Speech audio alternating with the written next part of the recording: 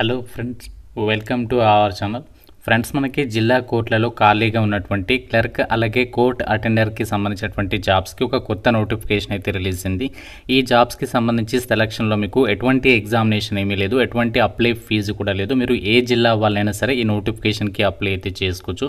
Telugu local language వచ్చినటువంటి వాళ్ళకి మాత్రమే ఇక్కడ ఛాన్స్ అనేది ఉంటుంది. ఎటువంటి ఎక్స్పీరియన్స్ కూడా ఏమీ అవసరం లేదు. 40,000కి పైగానే సాలరీ ఉంటుంది.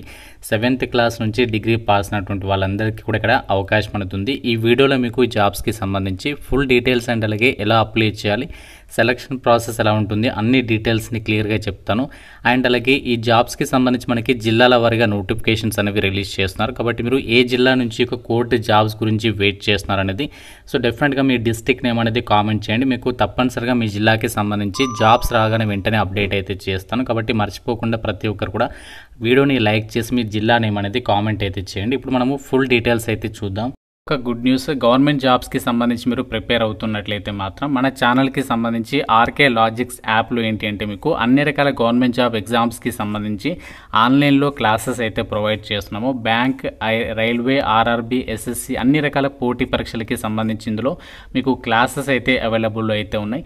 కేవలం 999కే మీకు 1 year వ్యాలిడిటీ అయితే ప్రొవైడ్ చేస్తున్నాము. బైలింగ్వల్ లాంగ్వేజ్లో క్లాసెస్ ఉంటాయి. మీకు ఇందులో బ్యాంక్, ఆర్ఆర్బీ, ఎస్ఎస్సికి సంబంధించి ఫుల్ కోర్స్లో మీకు ఫ్రీ డెమో వీడియోస్ కూడా ఉన్నాయి. ఒకసారి కంటెంట్ అనేది చెక్ చేయండి, ఫ్యాకల్టీస్ ఎలా చెప్తున్నారు, ఆ కంటెంట్ అనేది నచ్చితేనే ఫుల్ కోర్స్ తీసుకోండి.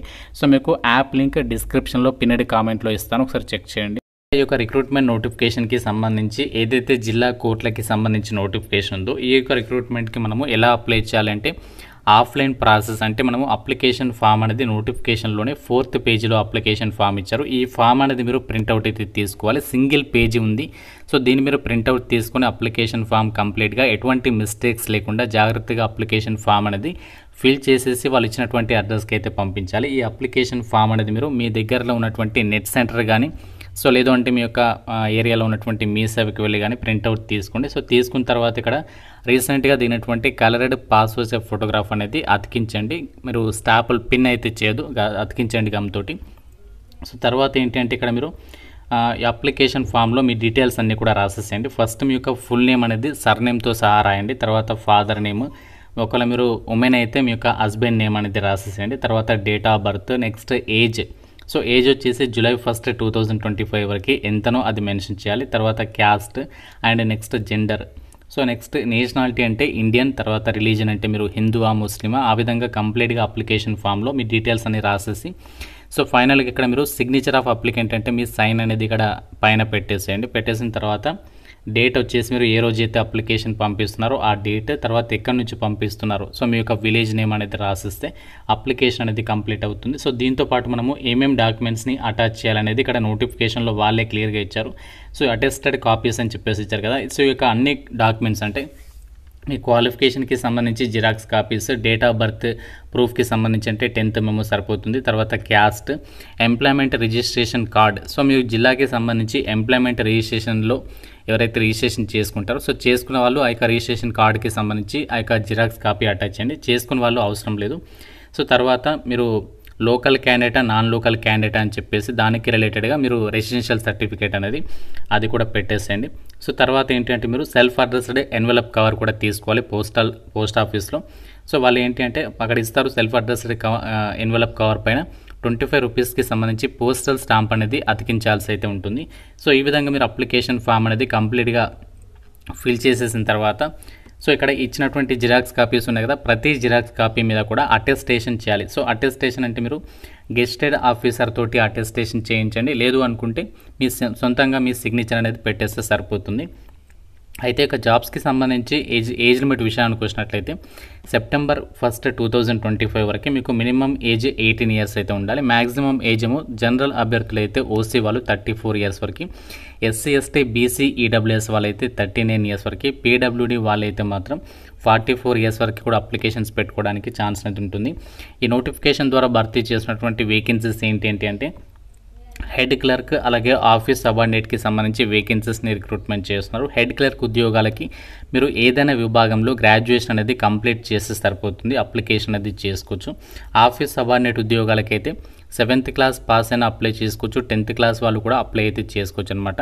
సో మినిమం క్వాలిఫికేషన్ 7th, మీరు 10th పాస్ అయినా కూడా ఎలిజిబుల్ అనమాట. ఈ నోటిఫికేషన్కి సంబంధించి ఎవరైతే రిటైర్డ్ పర్సన్స్ ఉంటారో వాళ్ళకే కాకుండా అన్ఎంప్లాయీస్కి కూడా ఇక్కడ ఛాన్స్ అనేది కల్పిస్తున్నారు. మీరు ఇక్కడ నోటిఫికేషన్లో కూడా సో క్లియర్గా ఇక్కడ సెకండ్ పాయింట్ అనేది చూడండి. In case of non availability of retired ministerial staff of judicial department the candidates from outsiders, అంటే ఇక్కడ అన్ఎంప్లాయీస్కి కూడా ఛాన్స్ అనేది కల్పిస్తున్నారు. కాబట్టి నోటిఫికేషన్ అంతా కూడా మీరు క్లియర్గా చదువుకొని సో రిక్రూట్మెంట్కి సంబంధించి అయితే అప్లికేషన్స్ పెట్టుకునేటువంటి ప్రయత్నం చేయండి. అయితే సాలరీస్ ఎలా ఉంటాయి ఈ జాబ్స్కి సంబంధించి అంటే ఆఫీస్ సబార్డినేట్ ఉద్యోగాలకి 15,600, అంటే ఏదైతే 10th క్లాస్ అర్హత ఉందో ఆ జాబ్స్కి 15,600 రూపీస్ పే చేస్తారు. సీనియర్ సూపరింటెండెంట్ అంటే హెడ్ క్లర్క్కి సంబంధించి మీకు 40,000 రూపీస్ అనేది ఈ యొక్క గవర్నమెంట్ నామ్స్ ప్రకారం మీకు యొక్క జాబ్స్కి సెలెక్ట్ అయిన వాళ్ళకి ఒక అమౌంట్ అనేది పే చేయడం అనేది జరుగుతుంది. సో అవన్నీ కూడా ఇనీషియల్గా మిమ్మల్ని కాంట్రాక్చువల్ బేసిస్ కింద తీసుకుంటున్నారు. సో కాంట్రాక్చువల్ పీరియడ్ అనేది ఇంకా ఎక్స్టెండ్ చేస్తూనే వెళ్తారు. మీకు కాంట్రాక్చువల్ అయినప్పటికీ కూడా అది మీకు చాలా అడ్వాంటేజ్ అవుతుంది. ఎందుకంటే మనకి ప్రీవియస్ నోటిఫికేషన్స్లో కనుక మీరు గమనించినట్లయితే ఎవరైతే కాంట్రాక్చువల్గా జాబ్ చేస్తారో వాళ్ళకి బోనస్ మార్క్స్ అనేవి యాడ్ చేయడం అనేది జరుగుతుంది. కాబట్టి సో మీకు చాలా హెల్ప్ అవుతుంది ఈ నోటిఫికేషన్ అనేది. అప్లికేషన్ ఫామ్ అనేది కంప్లీట్గా ఫిల్ చేసేసిన తర్వాత అప్లికేషన్ అనేది ఏ అడ్రస్కి పంపించాలి అంటే ఇక్కడ మనకి అడ్రస్ అనేది బోల్డ్ లెటర్స్లో క్లియర్గా అయితే ఇచ్చారు చూడండి. PRL district and session judges Mulugu recruitment అని చెప్పేసింది. సో ఈ అడ్రస్కి మీరు అప్లికేషన్ అనేది పోస్ట్ ఆఫీస్కి వెళ్ళి అందులో ఎన్వెలప్ కవర్ తీసుకుని అక్కడ ఎన్వెలప్ కవర్లో ఈ డీటెయిల్స్ సంబంధించినటువంటి అప్లికేషన్ ఫామ్ అన్ని కూడా పెట్టేసేసి అందులోనే మీరు సెల్ఫ్ అడ్రస్కి సంబంధించినటువంటి ఎన్వెలప్ కవర్ కూడా పెట్టేసేసి సో ఈ అడ్రస్కి అయితే అప్లికేషన్స్ అనేవి మీరు పంపించాల్సి అయితే ఉంటుంది. సో లాస్ట్ డేట్ వచ్చేసి 13th అక్టోబర్ వరకు అయితే టైం ఉంది. ఆ డేట్ లోపు అయితే మీరు అప్లికేషన్ అనేది పంపించవచ్చు. సో మీరు పోస్ట్ ద్వారా మాత్రమే అప్లికేషన్ అనేది పంపించాల్సి ఉంటుంది. రిజిస్టర్డ్ ఆర్ స్పీడ్ పోస్ట్ ద్వారా పంపించేటువంటి ప్రయత్నం అయితే చేయండి. సో ఇంకా మీకు ఈ యొక్క జాబ్స్కి సంబంధించి మన డౌట్ ఉంటే ఇక్కడ నోటిఫికేషన్లో కూడా అన్ని డీటెయిల్స్ ఇచ్చారు. ఏమేమి డాక్యుమెంట్స్ని అటాచ్ చేయాలి ఏంటి అన్ని కూడా మీరు నోటిఫికేషన్ నుంచి క్లియర్గా అయితే చెక్ చేసుకోవచ్చు. నోటిఫికేషన్ ఎక్కడి నుంచి వచ్చిందంటే office of the principal district and sessions court Mulugu నుంచి అయితే రావడం జరిగింది. తెలంగాణలో ఉన్నటువంటి యొక్క ములుగు డిస్ట్రిక్ట్ నుంచి అయితే ఈ రిక్రూట్మెంట్ నోటిఫికేషన్ అయితే వచ్చింది. అయితే ఈ నోటిఫికేషన్కి సంబంధించి అందరికీ కూడా ఛాన్స్ అనేది కల్పిస్తున్నారు. అంటే మీరు ఏ జిల్లా వాళ్ళైనా సరే అప్లై అయితే చేసుకోవచ్చు. లోకల్ క్యాండిడేట్సే అప్లై చేసుకోవాలనేది ఏమీ లేదు. సో అందరికీ కూడా అప్లై చేసుకోవడానికి ఛాన్స్ ఉంది. కాబట్టి సో మీ కనుక ఎలిజిబిలిటీ ఉంటే మాత్రం తప్పనిసరిగా అప్లై అయితే చేసుకోండి. మీకు ప్రతి జిల్లాల వారిగా మనకి వరుసగా నోటిఫికేషన్స్ పడుతున్నాయి. కాబట్టి మీ జిల్లాకి సంబంధించి కూడా నేను మన ఛానల్ ద్వారా అప్డేట్ అయితే ఇస్తాను. కాబట్టి సో డెఫినెట్గా లైక్ చేసి మీరు డిస్ట్రిక్ట్ నేమ్ అనేది కామెంట్ చేయడం అయితే మర్చిపోవద్దు. సో చాలా మంచి సాలరీస్ అయితే ఉన్నాయి. ఎటువంటి ఎగ్జామినేషన్ కూడా లేదు. జస్ట్ ఒక అప్లికేషన్ పెట్టండి. షార్ట్ లిస్ట్ అయితే మిమ్మల్ని సో వాళ్ళు షార్ట్ లిస్టెడ్ క్యాండిడేట్స్కి ఇంటర్వ్యూ ద్వారా మిమ్మల్ని సెలెక్షన్ అయితే చేస్తారు. ఇక్కడ నోటిఫికేషన్లో కూడా వాళ్ళే క్లియర్గా ఇచ్చారు. సో మెథడ్ ఆఫ్ రిక్రూట్మెంట్లో కేవలం మిమ్మల్ని షార్ట్ లిస్ట్ చేసేసి ఓవరాల్ ఇంటర్వ్యూ ద్వారా మిమ్మల్ని సెలెక్షన్ అయితే చేస్తారు. సో ఇది మనకి డిస్ట్రిక్ట్ కోర్ట్ రిక్రూట్మెంట్కి సంబంధించి డీటెయిల్స్. ఇంకా మీకు నోటిఫికేషన్ రిలేటెడ్గా ఏదైనా డౌట్ ఉంటే నాకు కామెంట్ రూపంలో అడగండి. డెఫినెట్గా ప్రతి ఒక్కరు లైక్ చేసి ఒక వీడియోని మీ ఫ్రెండ్స్ కూడా షేర్ చేయండి. ఛానల్ని సబ్స్క్రైబ్ చేసుకోండి. Thank you so much guys.